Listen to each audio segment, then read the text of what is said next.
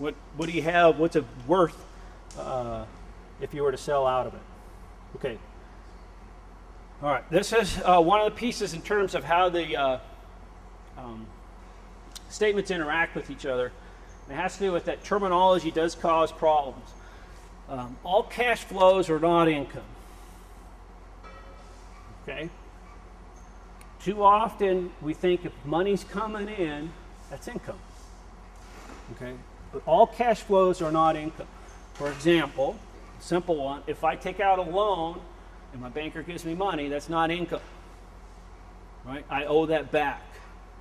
It didn't increase my equity position. It's not income. Okay? Similarly, all cash outflows are not expenses. Okay? When I start to pay back that loan, cash is going out of my accounts to pay back the principal on the loan. That's not an expense to my operation. Okay?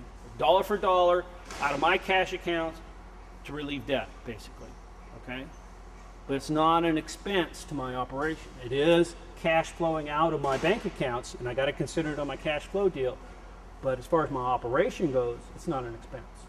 Okay, so we'll talk about that when we play with some numbers. So it's important then to understand the difference between an expense and an expenditure. All right. If you're thinking of getting into a business, what do you usually have to do? Get a loan? Why? Okay. And what do you need when you start up? And where's that cash go after you get it? Out the door to buy what? Supplies, maybe livestock, maybe equipment, seed, whatever it is that you're engaged in, right? Okay? But particularly if you think about it with an expense situation, let's just say I'm buying a cow, right? Just one cow. Okay? I have money, but I have to have money to buy the cow, right? So I'm either getting a loan or I have it in my bank account. If I want to get a cow and start raising a calf out of that cow, I got to go pay for that cow, right? Is that an expense?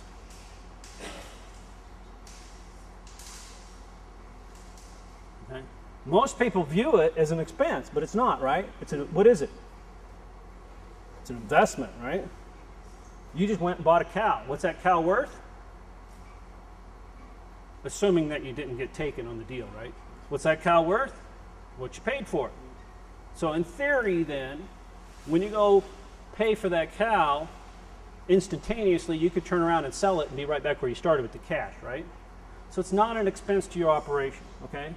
You paid cash to add an asset to your operation, okay? That's much different than other expenses, right? Okay.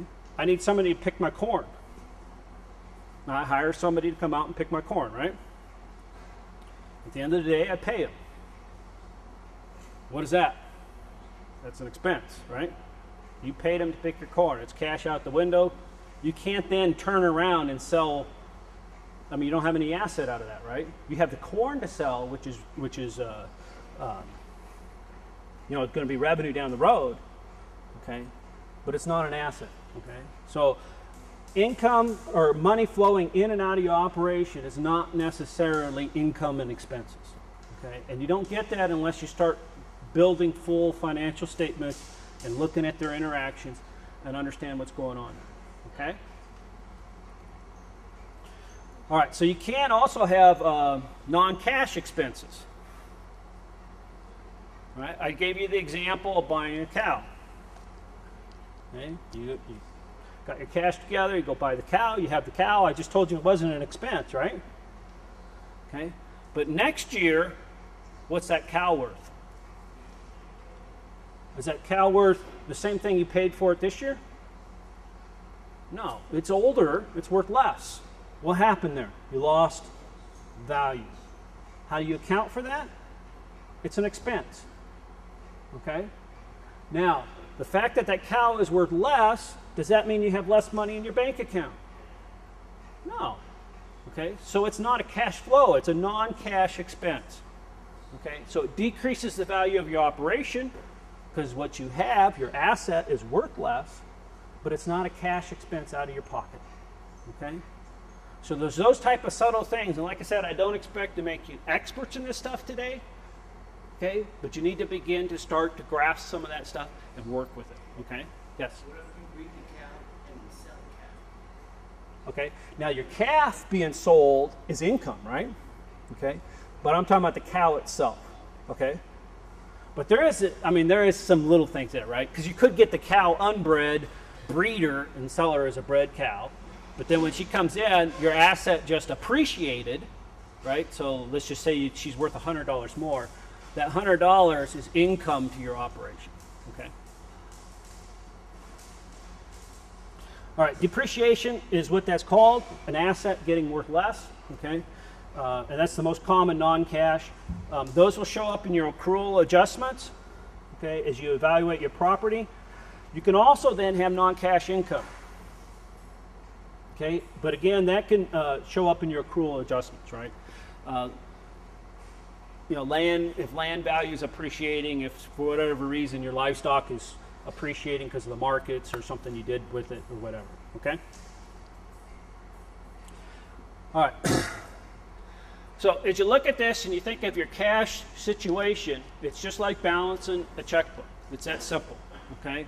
You start off with a certain amount of cash, you got money going into your operation, hopefully. You got people paying you for your products, etc. You got money going out of your operation as you cover expenses and investments and whatnot, and then you have an ending cash balance. But as I just alluded to, you can't just look at that checking account and use that to determine your business performance. In order to determine your business performance, you need a little more complete set of financial statements. Okay? But all of this is linked together. So if we look at, when we go into the complete set of financial statements, we'd have to dig down into our owner equity and say what's happening there. Okay, we got net income. We start off with a certain net worth, okay, for our operation. We got income coming in.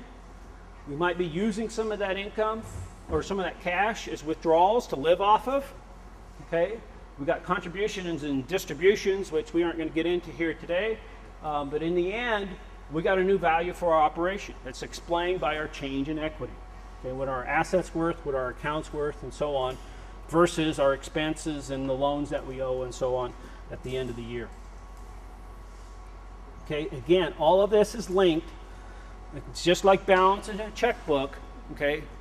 But there are some subtleties in there on where things go. And unless you complete the full set of statements, you don't necessarily get a full grasp of that. Okay, so you must measure your financial business positions and performance to see where you're at. In order to be successful, you need to be efficient. Okay, so maximize your output per unit of input, and that's different than just maximizing your output, right? You can grow more bushels of corn than anybody else and still go out of business, right? Because you're just pouring in those inputs and you're putting in way more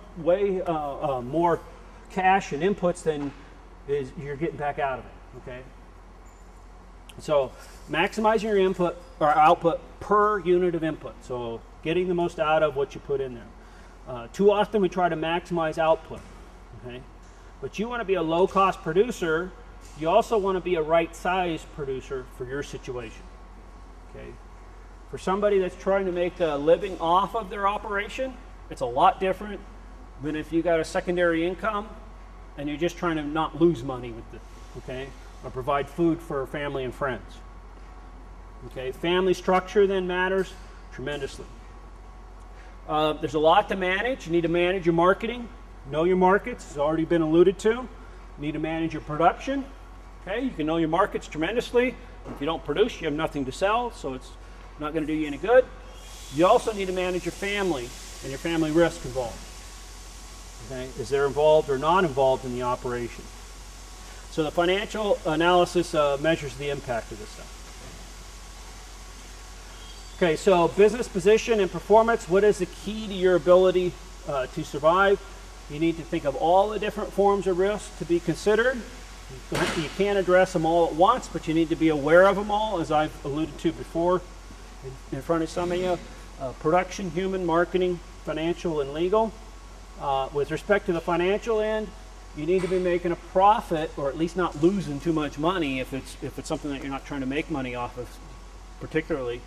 But you need to have a good handle on it. Profits are critical. If you don't have the profits, you don't have the cash flow, you don't have the income, you're just in trouble with it, okay? Earned positive cash flow helps a great deal. All right, so you can't just be selling off assets. And if you can't measure it, you can't manage it, which is where all the record keeping comes into place, okay? So even if you're starting from ground zero and you have nothing as far as records, start writing things down or get Quicken or some other piece of software to help you with this stuff and start keeping track of things, okay? Even if all you get is 2 or 3 key numbers, next year, if you can compare to those 2 or 3 key numbers, you'll know if you're making progress. Okay, and then you just keep adding to that piece of that information. If you can't measure it, you can't manage it. So every dollar of income goes towards increasing your net worth. So you want to produce that income. Every dollar expense goes towards decreasing. But keep in mind where we started with the example of buying a cow.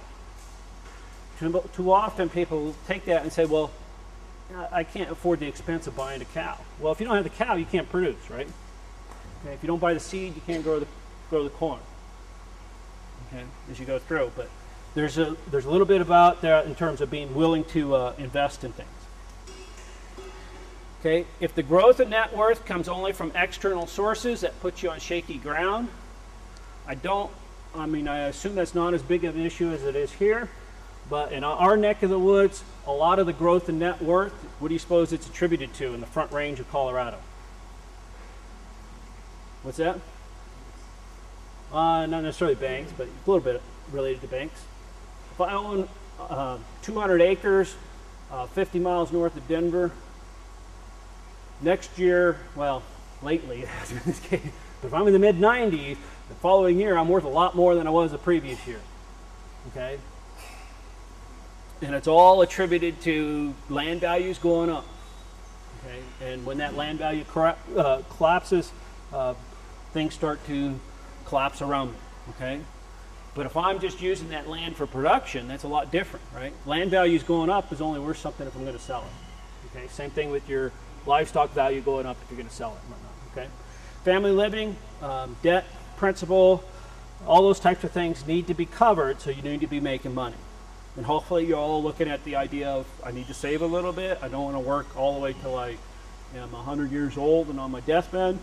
Okay, there is some value in retiring happy and with a little bit of money to work through. So positive cash flow is good, but you also want to keep it invested.